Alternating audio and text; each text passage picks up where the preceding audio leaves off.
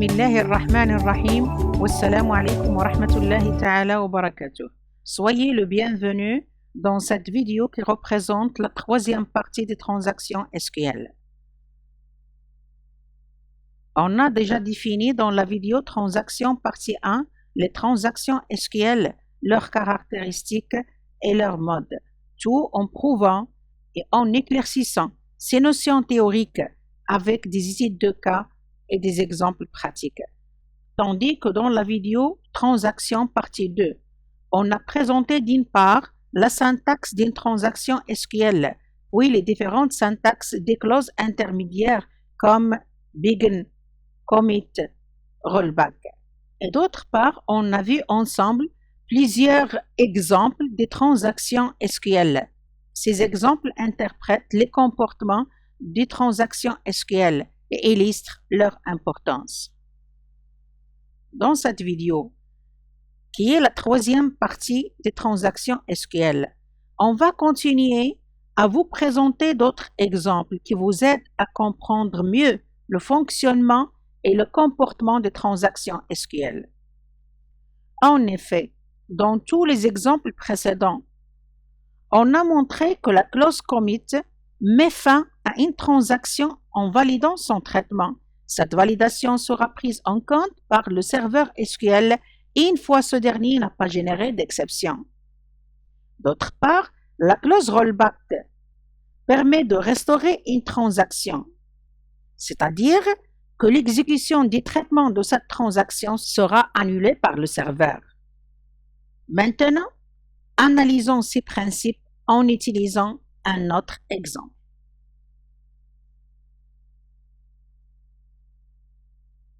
Dans cet exemple, on va tenter de valider une transaction qui est en train de modifier la valeur d'une variable mémoire. Cette variable est appelée x de type entier et de la valeur initiale vaut 10. Dans cet exemple, on affiche la valeur de la variable mémoire x avant la transaction. Cette partie de code permet de débuter une transaction. Cette transaction modifie la valeur de la variable mémoire x en multipliant sa valeur par 3. Ce qui concerne la fermeture de la transaction. La transaction a été fermée en utilisant la clause commit. Ça veut dire on valide le traitement de la transaction. À la sortie de cette transaction qui est validée par la clause commit, on va afficher la valeur de la variable mémoire x. Voyons l'exécution de ce code.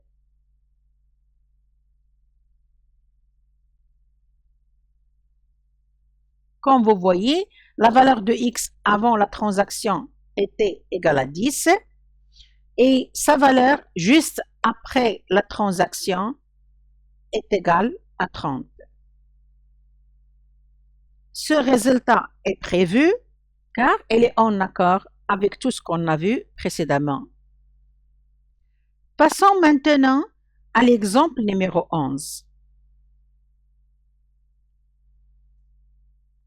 Cet exemple permet de valider une transaction qui modifie la valeur de deux variables mémoire. Une est scalaire et l'autre est de type table. Je parle exactement sur la variable mémoire scalaire x de type entier et dont la valeur initiale vaut 10. Aussi sur la variable mémoire de type table t qui contient une seule colonne nommée a et de type int. Comme vous voyez, le code suivant permet d'insérer une ligne dans cette table, dont la valeur de la colonne vaut 100. Dans cette partie de code, je suis en train de créer une nouvelle table qui s'appelle pair, contenant la même structure de la table mémoire. Ça veut dire une seule colonne de type entier. Cette table est une table permanente de la base de données en cours. On va insérer de la même façon une ligne dans cette table et qui vaut exactement la même valeur. Dans cette partie de code, on va afficher le contenu de la variable mémoire scalaire x et le nombre de lignes de la variable mémoire table, ainsi le nombre de lignes de la table permanente pair. Juste après, on va débuter une transaction qui sera validée par la clause commit. Le contenu de cette transaction permet de modifier la valeur de la variable mémoire scalaire x, puis insérer une nouvelle ligne dans la variable mémoire table, insérer une autre ligne dans la variable permanente pair. Juste après la validation de la transaction, on va afficher une autre fois la valeur de la variable mémoire scalaire x, le nombre de lignes de la variable mémoire table t et le nombre de lignes de la table permanente pair. Exécutons ce code.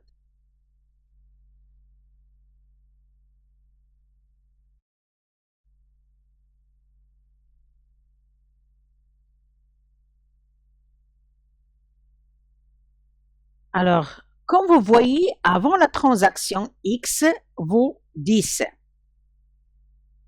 Le nombre de lignes de la variable mémoire table t égale à 1. Le nombre de lignes de la table permanente pair égale à 1. Après la transaction, la valeur de la variable mémoire scalaire x égale à 30. La modification a été effectuée. Le nombre de lignes de la variable mémoire table t égale à 2 et le nombre de lignes de la table permanente pair égale à 2. Ça veut dire que l'insertion dans les deux tables, que ce soit de type variable mémoire, que ce soit la table permanente, les deux insertions ont été effectuées avec succès. Encore une autre fois, le résultat a été prévu.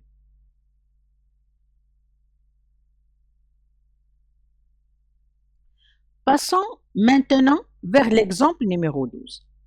Cet exemple, au lieu de valider, elle va restaurer une transaction qui modifie la valeur d'une variable mémoire scalaire et d'une variable mémoire table. En effet, je vais refaire exactement le même code que l'exemple numéro 11. Le seul changement, c'est au lieu de commit, on va utiliser rollback. Et puisque pair, c'est une table permanente, ça veut dire réside toujours dans le serveur. Pour cela, je vais tenter de supprimer cette table. Et comme vous voyez, le code est exactement le même de celui de l'exemple numéro 11. Le seul changement, c'est ici, dans cette ligne. On a remplacé commit par rollback. Rollback, qu'est-ce qu'il fait? Restaure la transaction. Ça veut dire qu'elle va annuler l'exécution du traitement de la transaction. Autrement dit, elle doit annuler la modification, annuler l'insertion dans la variable mémoire table et aussi dans la table permanente. Bien, faisons l'exécution de ce code. Bien, constatons le résultat. La valeur de la variable scalaire x avant la transaction égale à 10. La variable mémoire de type table contient une seule ligne. La table permanente pair contient une seule ligne. Tout ça avant la transaction. Juste après la transaction, x, elle a changé de valeur. Au lieu de 10, maintenant c'est 30. La variable mémoire table, elle a changé de valeur. Au lieu d'une ligne, maintenant elle contient 2. Tandis que la table permanente n'a pas changé de valeur. Ça veut dire qu'elle contient toujours une seule ligne. Le résultat qui n'est pas prévu, c'est que le changement exercé sur la variable scalaire x a été validé. Et le changement sur la variable mémoire table a été aussi validé. Alors, rollback n'a pas exercé son effet sur les variables mémoire. Pourquoi? Alors, pourquoi la transaction n'a pas été restaurée? ou encore pourquoi le code qui concerne les variables mémoire n'a pas été restauré. La réponse est tout simplement parce que la transaction n'a aucun effet sur les variables de mémoire. En effet, démontrons ce principe. Commençons par permuter deux variables. Dans la méthode numéro 1, on a essayé de déclarer deux variables x et y, qui sont des entiers et respectivement ont les valeurs suivantes, 10 et 20. Puis on a essayé de permuter les deux variables.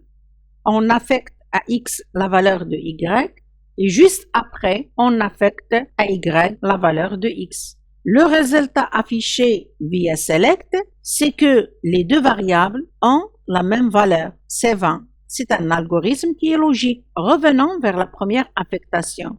X reçoit Y, ça veut dire actuellement la valeur de Y c'est 20 et la valeur de X devient 20. La deuxième affectation, Y, elle va recevoir la dernière valeur de X qui est 20. Et par suite, Y et X auront la même valeur dans l'état final qui est 20. Ce qui concerne la méthode 2, c'est une méthode qui réalise la permutation en utilisant une variable intermédiaire. C'est le raisonnement algorithmique. Dans cette méthode, on arrive effectivement à permuter les valeurs des deux variables. X qui a eu 10 devient 20 et Y qui a eu 20 devient 10. La permutation de ces deux variables se fait avec une variable intermédiaire. Passons maintenant à un autre cas. Essayons de permuter les valeurs de deux colonnes d'une table, peu importe la table. Ça veut dire la table peut être d'origine une variable mémoire ou bien une table permanente. Le résultat est toujours le même. En effet, dans cet exemple, on a créé une variable mémoire de type table qui a deux colonnes A et B. Et on a créé dans l'autre côté une table permanente qui a deux colonnes toujours A et B. Puis on a inséré de la même façon une ligne dans les deux tables. Cette ligne permet d'affecter à la colonne A la valeur 10 et à la colonne B la valeur 3. Puis on affiche le contenu des deux tables. Je parle sur la table variable mémoire et sur la table permanente.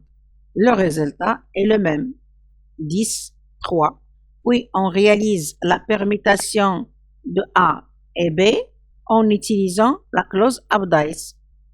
Le résultat affiché juste après la permutation est 3, 10. Ça veut dire A qui a eu 10 maintenant à la valeur 3 et B qui a eu 3 maintenant à la valeur 10. Alors, résumons.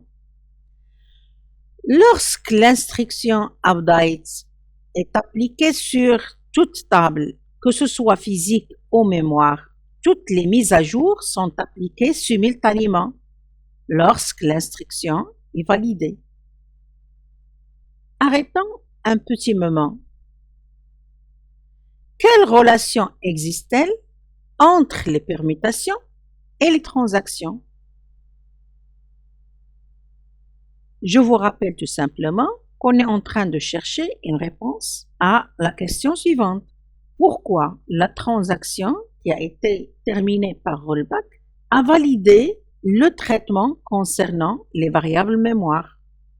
Eh bien, la relation entre la permutation et les transactions dans ce cas-là est interprétée par ces deux cas.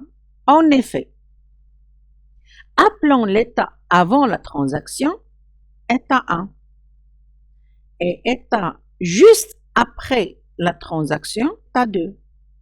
Prenons le cas numéro 1. Dans ce cas-là, la transaction a terminé par une validation qui est commit et marquons l'état des données chronologiquement. Dans la ligne begin tran, l'état actuel des données, c'est état 1. Juste avant commit, ça veut dire fin de traitement. L'état actuel des données, c'est état 2. Après commit, état actuel des données, c'est état 2. Il n'y a pas de retour, il n'y a pas de restauration. L'axe est dans le sens croissant, chronologiquement. Et par suite, la validation est réalisée sans aucune permutation. Prenons maintenant le cas numéro 2. Dans ce cas-là, on a terminé la transaction par rollback. Rollback, c'est un retour vers l'état juste avant BigNTran. En effet, BigNTran marque l'état numéro 1. Juste avant rollback, c'est l'état numéro 2. Chronologiquement, c'est logique. Rollback, elle va faire un retour vers begin. Et par suite, juste après rollback, l'état actuel, c'est état 1. Donc, il y a une permutation entre état 2 et état 1. La restauration fait appel à une permutation. Concluons alors. Les variables locales sont indépendantes de tout effet transactionnel.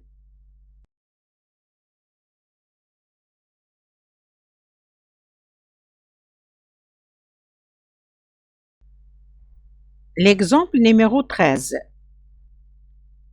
Cet exemple illustre l'utilisation des points de sauvegarde et leur fonctionnement en parallèle avec la clause rollback. Commençons par cette transaction. Comme vous voyez, la transaction tente de créer une table permanente d'une seule colonne nommée A et de type entier, puis ajoute séparément deux autres colonnes nommées respectivement B et C. La fermeture de cette transaction est réalisée par la clause rollback. Avant d'essayer ce code, il faut prévoir le déclenchement d'une exception lors de la création de la table. Pour cela, on va vérifier avant le début de la transaction l'existence de cette table. Et s'il existe, on la supprime.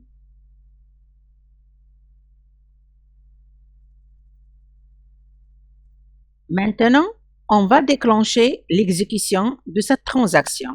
D'ailleurs, le résultat est prévu. Rollback restaure le traitement de la transaction jusqu'au début de la transaction. Là, je parle sur rollback ou bien rollback 30, tout simplement. Je vous signale encore que le traitement de notre transaction ne modifie aucune variable mémoire, que ce soit de type scalaire ou bien de type table.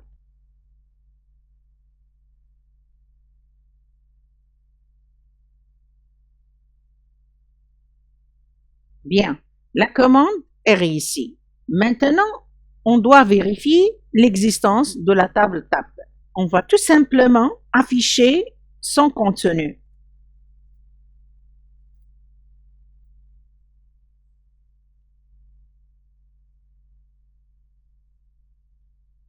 Eh bien, une exception a été générée par le serveur, nom d'objet tab non valide. Alors la table tab n'existe pas dans la base de données en cours. Ça veut dire que Rollback a effectivement restauré tout le traitement jusqu'au début de la transaction. Marquons maintenant un point de sauvegarde juste après la création de la table en utilisant la clause save tran ou bien save transaction. Donnez le nom P1 à notre point de sauvegarde. Refaisons l'exécution de cette transaction.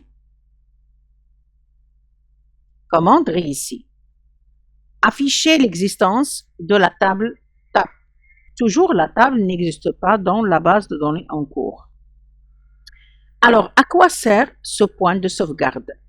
Eh bien, on a marqué le point de sauvegarde, mais on n'a pas profité de l'avantage de l'existence de ce point de sauvegarde sur notre transaction. Pour utiliser ce point de sauvegarde, au lieu d'annuler toute la transaction, on va annuler jusqu'au point de sauvegarde P1. Refaisons l'exécution de cette transaction et affichons une autre fois le contenu de la table. Comme vous voyez, aucune exception n'est générée. L'existence de la colonne A prouve que la table existe déjà. Il faut remarquer aussi, en affichant le contenu de cette table, que la seule quellen qui existe est la quellen A. Et par suite, rollback, tran P1, qu'est-ce qu'elle a fait? Elle a restauré le code qui se trouve entre le point de sauvegarde P1 et rollback, tran P1. La question maintenant, est-ce que rollback restaure tout simplement le code qui se trouve entre le dernier point de sauvegarde et la fin de la transaction?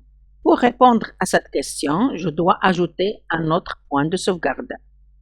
Save, tran, P2. Et essayons de restaurer jusqu'au P1. Exécutons ce code une autre fois. Attention, la table est déjà créée. Bien. Affichons une autre fois le contenu de la table TAP. 0 ligne, mais avec une seule quellen. Ça veut dire, même si on a marqué un point de sauvegarde après l'ajout de la deuxième quellen B, la restauration a concerné juste le point de sauvegarde P1. La restauration a ignoré tout simplement le traitement qui est avant le point de sauvegarde P1. Est-ce possible d'utiliser maintenant rollback et en même temps commit? Changeons la disposition de ces deux points de sauvegarde. Maintenant, est-ce possible d'annuler le premier point de sauvegarde et de valider le deuxième? Faisons une démonstration. Alors là, on est en train d'annuler le premier point de sauvegarde. On ajoute commit tran pour valider le deuxième point de sauvegarde. Exécutons ce code. Commande réussie. Ça veut dire que la transaction explicite a accepté les deux rollback et commit. Mais comme vous voyez, le rôle de rollback et commit concerne des parties de la transaction et non la totalité de la transaction. Ça veut dire rollback tran suivi d'un nom de point de sauvegarde, commit tran suivi d'un nom de point de sauvegarde concerne tout simplement une partie de traitement marquée par les points de sauvegarde concernés et non la totalité de la transaction. D'accord, vérifions ce travail. Afficher le contenu de la table TAP. Et voilà, la table contient deux quellen, la quellen A et la quellen B. Même si la transaction a accepté l'existence des deux clauses, rollback et commit, ces deux agissent sur des points de sauvegarde bien définis à l'intérieur de cette transaction. Analysons ce résultat. Rollback tran P1, qu'est-ce qu'il fait? Annule le traitement entre save tran P1 et rollback tran P1. Ça veut dire qu'il va annuler la création de la quellen C. Commit tran P2 valide P2 que le traitement de P2 a été déjà annulé. Inversons ces deux-là et refaisons l'exécution. Afficher le contenu de la table.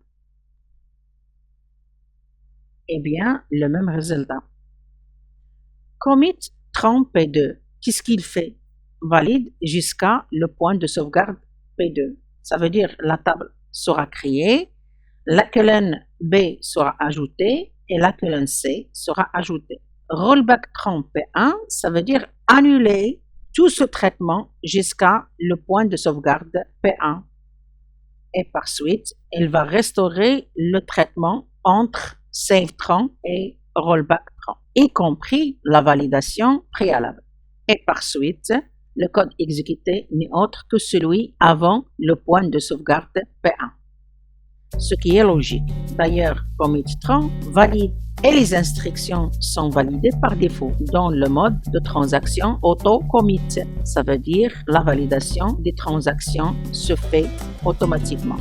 La fermeture de la transaction qui peut restaurer, annuler, retourner en arrière, c'est seulement la clause rollback. Autrement dit, commit tran n'a aucun effet sur les points de sauvegarde, puisque commit et save signifient la même chose. Commit, ça veut dire sauvegarder l'état jusqu'à maintenant. Et save, ça veut dire sauvegarder l'état jusqu'à maintenant. Rollback, c'est la clause qui a un effet différent que save et qui agit sur cette clause. Merci de votre visite et à bientôt. Wassalamu alaikum wa rahmatullahi ta'ala wa barakatuh.